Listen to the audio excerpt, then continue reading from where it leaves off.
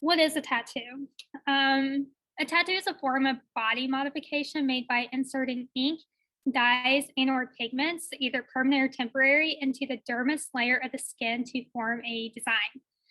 A published account of James Cook's voyage to Tahiti recorded native islanders using the word tatau to describe their body art in 1769.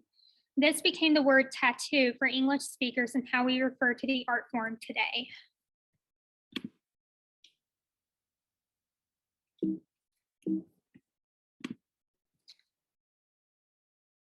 So we're going to shift gears a little bit. I'm going to talk about Otzi the Iceman.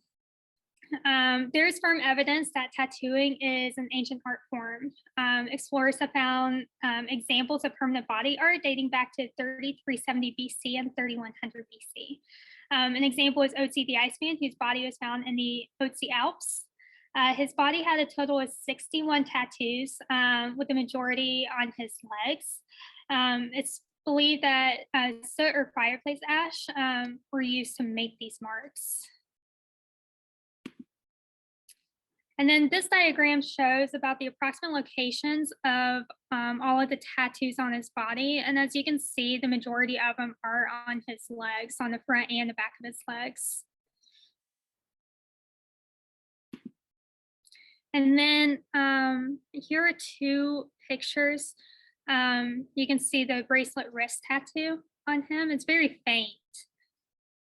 And then this one, I'm guessing, is on his leg, because that looks like the calf maybe right there. You can see markings, and they actually go all the way down and in right there.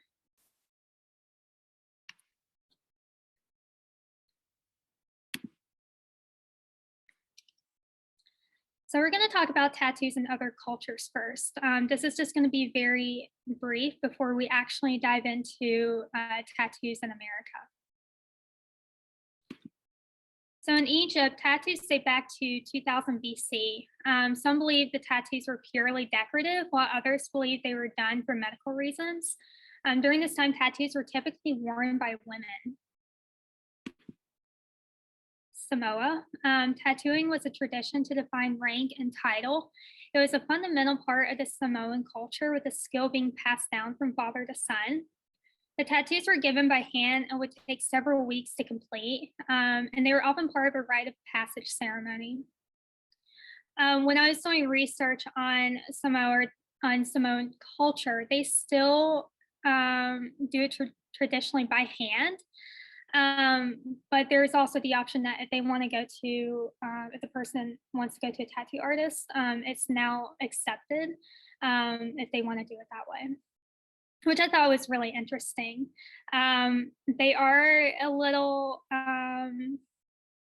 what's the word, maybe strict about non-Samoans getting tattoos, native tattoos. So they are still a little weird about that. They prefer for natives to get traditional tattoos versus non-natives. In ancient Rome, soldiers and arms manufacturers often had tattoos. This let people know that they paid their taxes. Slaves in ancient Rome were also known to have tattoos as well. And that's just to identify as slaves. In Greece, there's evidence of tattoos dating back to the 5th century. Those who received a tattoo were typically outcasts, such as slaves, criminals, and prisoners of war. In Greece, tattoos were a mark of punishment and shame. The tools were made from a variety of materials, such as bone, boar's teeth, turtle shell, bird bones, or bronze, and the ink was soot or ash mixed with oil. So I found this really neat diagram when I was doing my research. And this just this shows you the different types of tools that were used. This one right here says some of the earliest tattoos found are from Egypt. The Egyptians used bronze needles to create tattoos. They also used wooden and bone needles as well. In Thailand, the traditional tool for for creating tattoos is a wooden needle. The needle is sometimes decorated, and it is often between 6 and 12 inches. And then this one in New Zealand, the Maori create their tattoos using a traditional bone chisel. The chisel cut into the flesh and ink would then be put in the open wound. In Japan, a Japanese tabori tattoo is created with a tabori needle. The needle is rhythmically tapped into the skin. And then here, these two are what we know today. The advanced rotary needle is the modern of the O'Reilly's rotary 2-coil needle.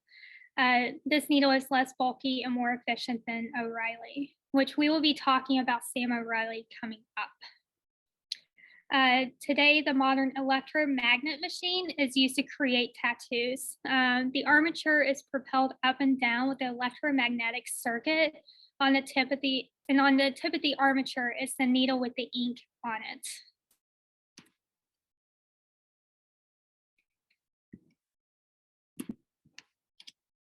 Tattoos in America. So tattooing as we recognize it today is actually rooted in the 1700s. And this came about when explorers visiting the Polynesian islands picked up the trend and spread it everywhere they went. Tattooing in the United States started along the East Coast and West Coast and then worked its way inland. So we're going to shift gears a little bit and talk about notable people before we actually delve into the timeline of tattoos.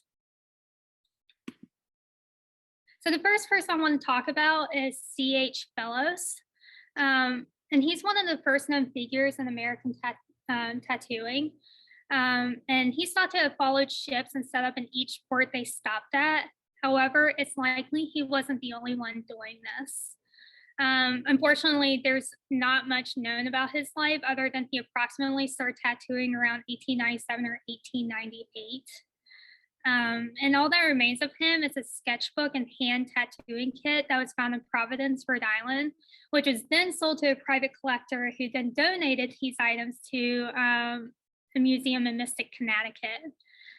His sketchbook, the tattoo book, was later published in 1971 and includes tattoo designs, mostly black and red, featuring patriotic, religious, and nautical themes. And here's a picture of one of his designs out of his book.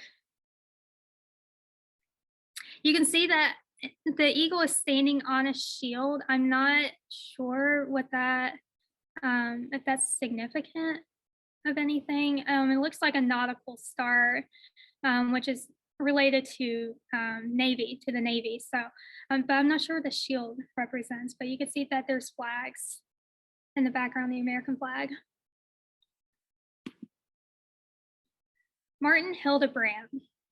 He was a German immigrant who's recognized as a true tattoo pioneer in America. He was covered in tattoos before he even started tattooing. His earliest recorded work as a tattoo artist was in 1846 when he was a sailor. Once the Civil War broke out, he served in the Army of the Potomac, where he found new clientele, which were fellow soldiers. Following the Civil War, he established the first ever tattoo shop in New York City. He was married to a lady named Mary and had one child, a son named Frank. You'll notice that I had this marked, and that's because when you research Martin Hildebrandt, there is a lady who pops up with him by the name of Nora Hildebrandt. And some research suggests that they were married, some suggest that she was his daughter, but they actually were not related. She came to America from England, and she allowed Martin to tattoo her. And she's one of the first ladies to ever sport tattoos in America. And so she did that, and she was also a circus performer as well. It's very interesting. And then here's a picture of Martin. You see he has a lot of tattoos. Now we're going to talk about Sam O'Reilly. I mentioned him earlier. Like Martin, he was introduced to tattooing while he was a sailor. Even though he didn't serve in the Civil War, he became deeply invested in the tattoo culture. Following a stint in the Navy, he served some time in prison before opening his own tattoo shop in 1888. On December 8th, 1891, he was issued a patent for the very first tattoo machine. This became what tattoo artists use today, as well as revolutionized how tattoos were made. Here's a picture of his tattoo machine design. I couldn't find any descriptions to describe all of these, but this is the best picture I could find. Some of the other pictures were really grainy. And then here's a picture of Sam O'Reilly himself tattooing someone.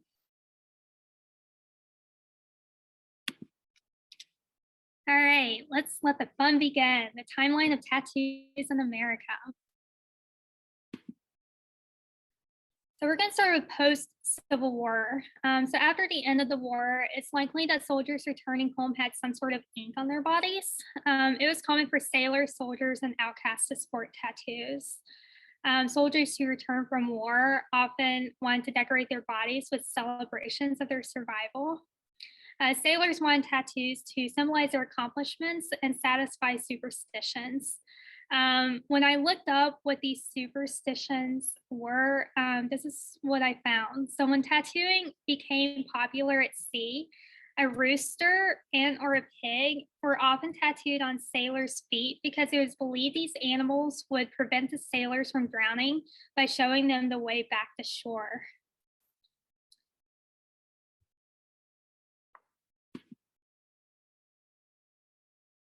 And now I wanted to add this in. Despite the popularity of tattoos among sailors and lower classes, American society generally looked down on getting inked. And then here's a quote. "It is the most vulgar and barbarous habit the eccentric mind of fashion ever invented. It may do for an illiterate seaman, but hardly for an aristocrat." And that's from Ward McAllister, who was an American lawyer and aristocrat in the 1890s.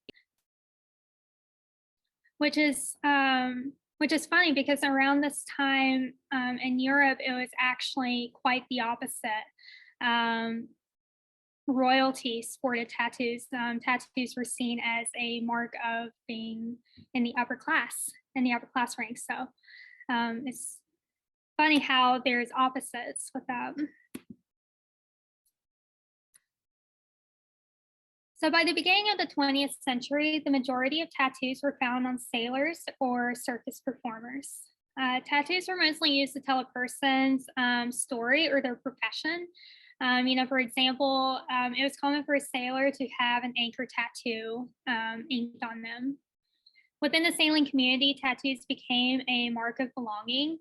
And it wasn't uncommon for young sailors to be tattooed after joining. It was often seen as an initiation ceremony to welcome them on board. The traditional art form continued to grow, but also continued to be practical. Many of the tattoos, as previously mentioned, were used for identification purposes if sailors fell overboard or drowned. And seamen would also get tattoos from different ports to symbolize the different destinations in addition to the length of their journey. And this, I know it's really small, so I'll read some of them on here, but this is a really neat picture that I found indicating the meanings of the different tattoos that sailors would often have. We'll start here. So fully rigged ship, which is usually placed on the chest, means that sailor had been around Cape Horn. The swallow tattoos meant that for every were tattooed on a sailor for every 5,000 nautical miles they traveled. A hula girl meant that U.S. sailors had been to Hawaii. A single anchor told that a sailor had crossed the Atlantic or was part of the merchant marines. A rope, a knot of rope around the wrist indicated a sailor's rank as a deckhand. And then crossed anchors were often placed on the webbing between the thumb and index fingers, and it marked a bosun or boatswain mate. I hope I'm saying these right. If anyone has served in the Navy, please chime in to correct me if I'm saying these wrong. And then we also earlier we talked about the pig and the rooster on top of the feet. And that's because roosters and pigs were shipped in crates that floated, and therefore often ended up the only survivors of wrecks. Hold and fast were often tattooed on the knuckles on each of the sailors' hands in the hopes of giving a sailor a good grip in the rigging. Cross cannons signified military naval service.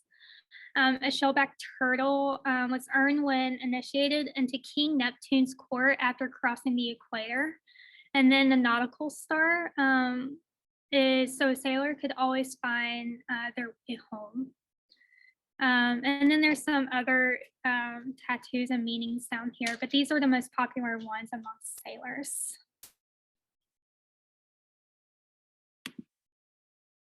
So now we're into the 1920s.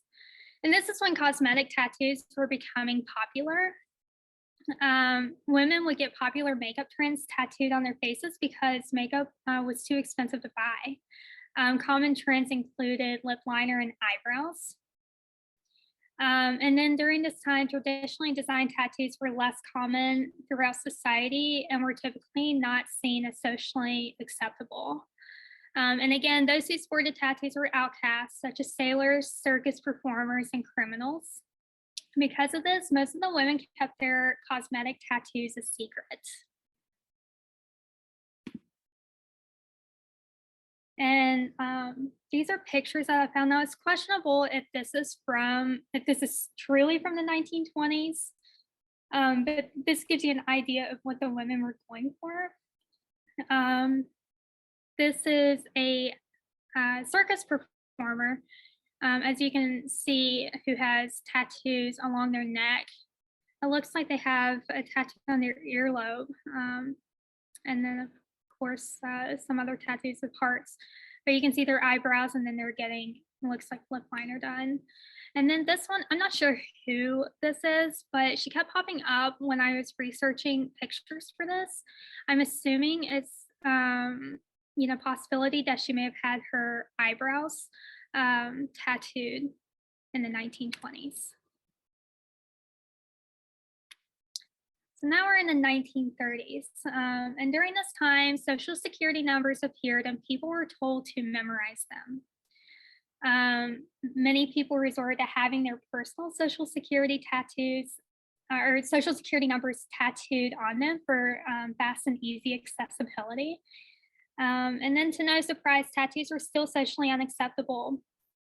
Yeah, individuals who tattooed their social security number on themselves were the exception because they were doing it for necessity rather than for desire. They were not viewed in the same way as people with more personal decorative tattoos. Only performers, sailors, and criminals were more widely accepted. And this is a picture of someone who has their social security number tattooed on them. And I'm thinking that if we tattooed our social security numbers on us today, we're asking for it. You might as well just paint or get a Target tattooed on you. That would be so scary to do that. The 1930s saw new theories across society that linked tattoos with repressed sexual desires. Albert Perry released a book arguing that the whole process of getting a tattoo is essentially a sexual experience. Tattoos were considered taboo during this decade. His book enhanced these views even more during this time. Unfortunately, I could not find any excerpts out of his book to include in this presentation. So the only thing I could offer is just a cover of it. There were some pictures that were uploaded out of his book. I just wasn't sure if it was appropriate for this, so I did not include it. But if you're interested, I read up on the book. It seems really, really neat to read. It's still for sale. You can go on Amazon, any bookstore and find it. It's still in the market today. The 1940s. The 1940s saw the birth of the iconic Sailor Jerry style of tattoos created by Norman Keith Collins. He added color to tattoos by creating his own pigments and adding them to his designs. And his classic designs feature bold motifs and plenty of colors. Tattoos during this time were centered around nautical or military motifs, and there was an increase in patriotic tattoos due to World War II. The war also saw an increase in women getting tattoos. This shift in tattoo design also saw the acceptance of tattoos rise. Increased popularity meant that decorative ink came out of the shadows and was seen far more than previous decades. And as you can see, here is Norman Keith Collins himself tattooing a client. And then here is some of his designs, the Sailor Jerry designs. Maybe you or someone you know might have one of these. I just want to point out, I think it's the first thing I noticed when I found this picture was how he was smoking a pipe and not wearing gloves during this. Makes you wonder when they mandated for tattoo artists to start wearing gloves and making the area more sterile. So I'm gonna take a drink right quick. All right, so now we're up to the 1950s. During this time, tattoos initially reflected masculinity. Although it's trendy, especially among the bad boys, there still remained a stigma surrounding tattoos. Those with tattoos were more likely to be labeled as criminals or thugs. Unfortunately, society had shifted backwards and they were once again seen as the mark of the outcast. Nautical tattoos continued throughout this time, and the 1950s saw an increase in popularity with chest tattoos. And I don't know why, when I was putting this together, the 1950s makes me think of the movie Grease. And I can't remember if the main character, Danny Zuko, had tattoos or not.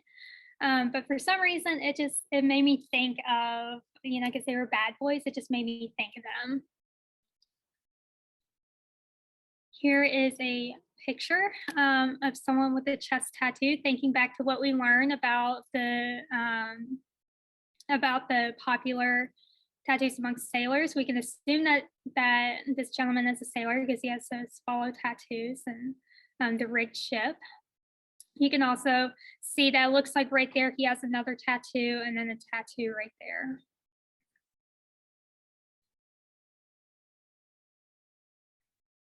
The 1960s. Tattoo shops in New York were blamed for an increase in hepatitis throughout the decade. And while this may or may not be true, it did create a negative stigma regarding the tattoo industry. And people started to steer clear of getting tattooed during this time. However, the 1960s did see an increase in tattoos on musicians. Patriotic tattoos decreased in popularity because of the Vietnam War. And skull and crossbone designs became popular during this time, especially among bikers.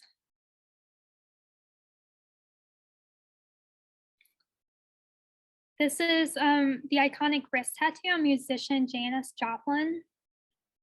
And when I was doing my research, I read that after she passed away, there's an influx of women who went and got the same tattoo in the same placement as Janis Joplin in order to honor her.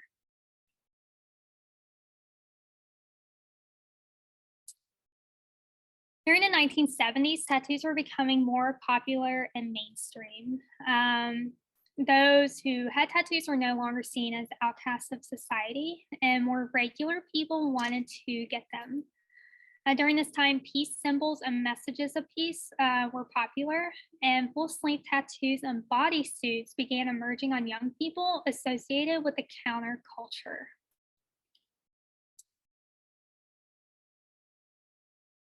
And here are a couple pictures I found that are associated to the 1970s. Just as an example, you can see that this gentleman, this is a picture of him when he was younger with all of his tattoos and as he's gotten older. And then here, 3 gentlemen with tattoos. You can see that, you can see the skull and crossbones on his hand. I'm not sure what that is right there. That gentleman has one right there. And then you can see that this guy, he has, looks like a lady on his arm right there, a bird right there, and then something right there as well.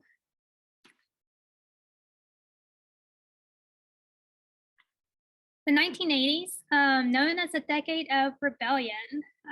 During this time, tattoos were getting bigger and brighter, with bold black outlines. Celtic knots and colorful motif designs were gaining popularity. The rock and roll music scene impacted the tattoo industry, leading most people to get tattooed after being inspired by their favorite musicians' tattoos. By this time, society was finally on board and accepting of ink for most people. Because the stigma was finally going away, more regular people were getting tattoos.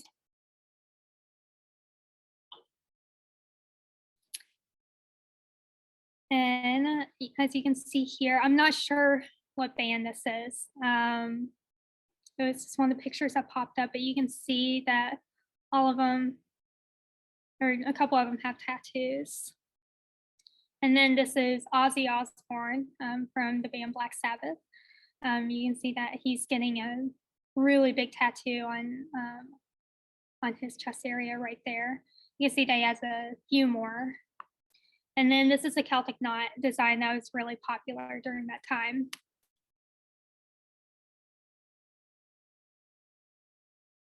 During the 1990s, celebrities contributed to the tattoo trend. The barbed wire armband was one of the most popular tattoo designs. While other commonly seen designs included Chinese letters, tribal designs, and tattoos of the sun. As a result of the popular tribal designs in Western culture, questions about the use of them are being asked across the world.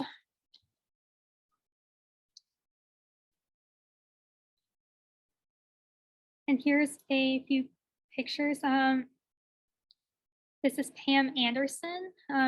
She is when I looked this up, she was the first one. Several pictures of her had popped up because she's one of the more known celebrities to have the famous barbed wire armband tattoo. This is Sporty Spice from the band Spice Girls.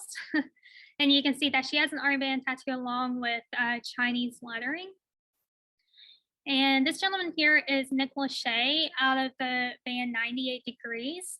Again, you can tell that he has a tribal armband tattoo with the letter L in the middle. And then he has a sun tattoo with the name of his band 98 Degrees in the middle of it.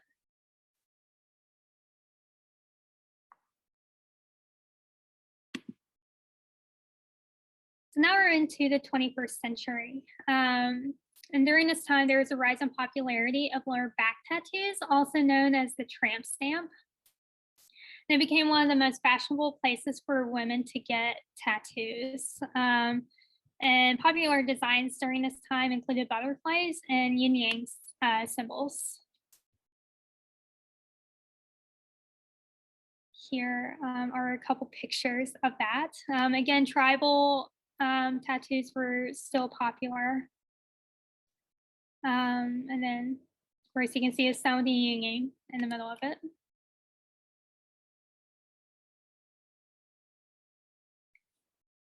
The 2010s saw trends related to the design and placement of the tattoo.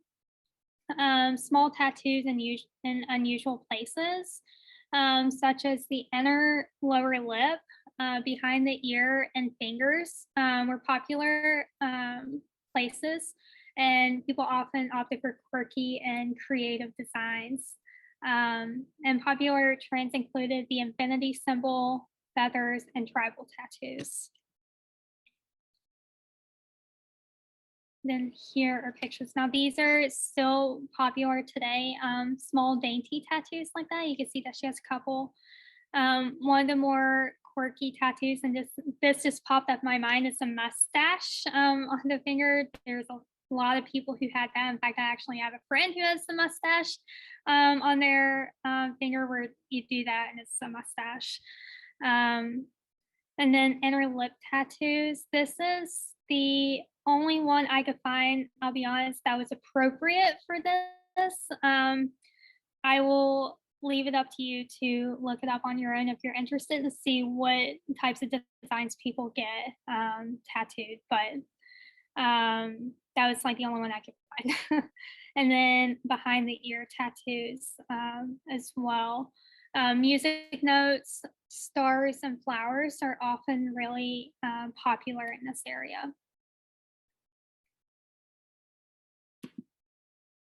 So before I move on to these, a couple of other trends that are popular now currently in the 2020s. And I was actually talking about this earlier, are theme tattoos.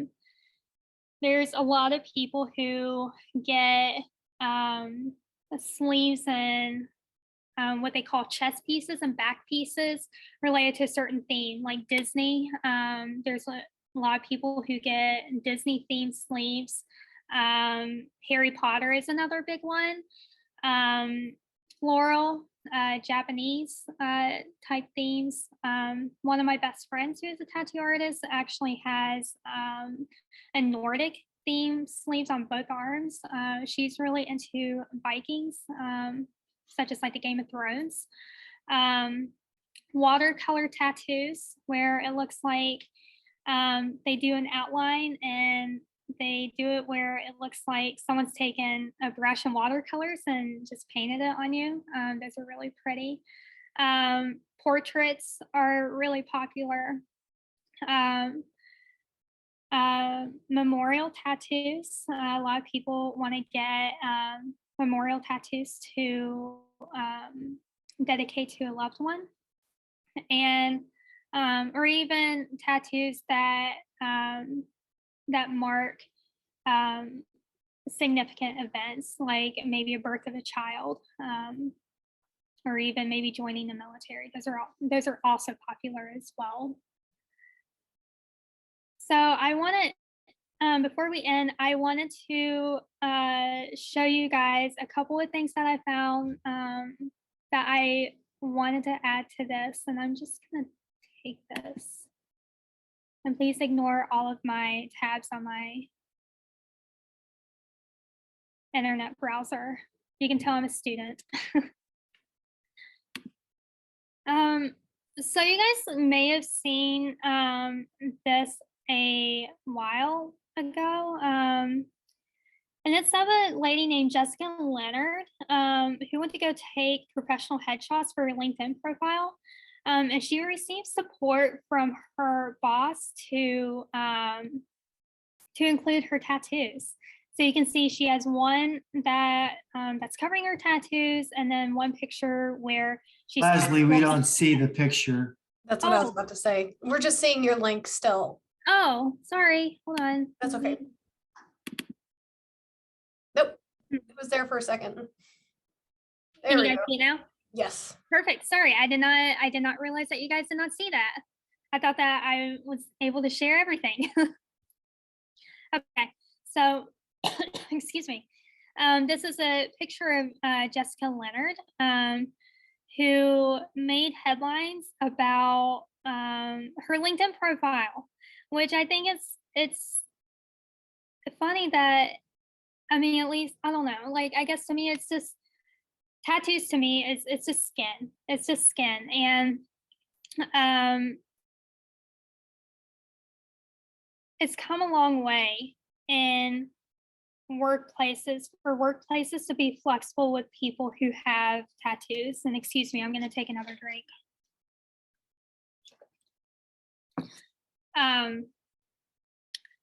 And in her headshot, how much support she received from her boss to be able to just be her authentic self and be able to show off both of her sleeve tattoos.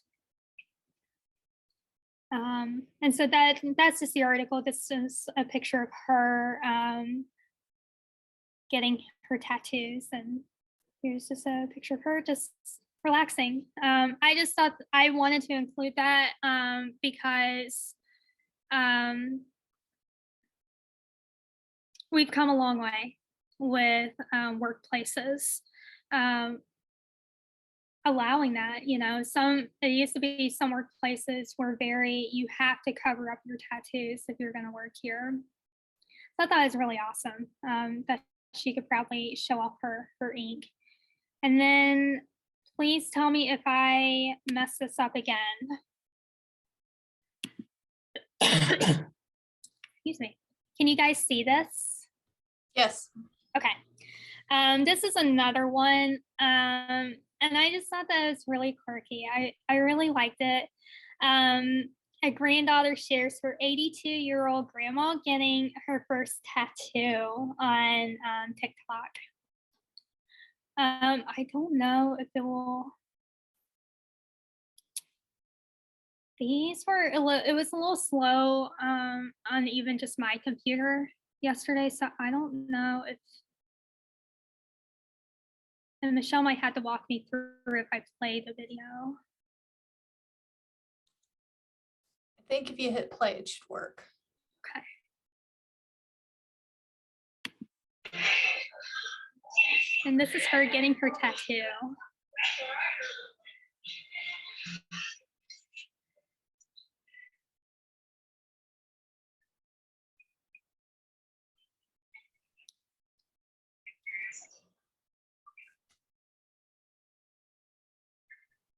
Yeah, we can't really hear it, but Feeling like a champ. Loving this. Wait, so it's too slow. All right, Granny, when we going for the next one? Right here on her leg. Is it working for you guys? I thought I heard someone say it's moving too slow. Yeah, I think our internet connection here at the senior center is just a little too slow for us Okay. all being on Zoom at the same time. Well, if anyone would like to see this link, I thought it was just really cute. It was about a grandmother who went viral as Tat Granny, who surprised her granddaughter with out of the blue one day, just saying that she wants to get a tattoo.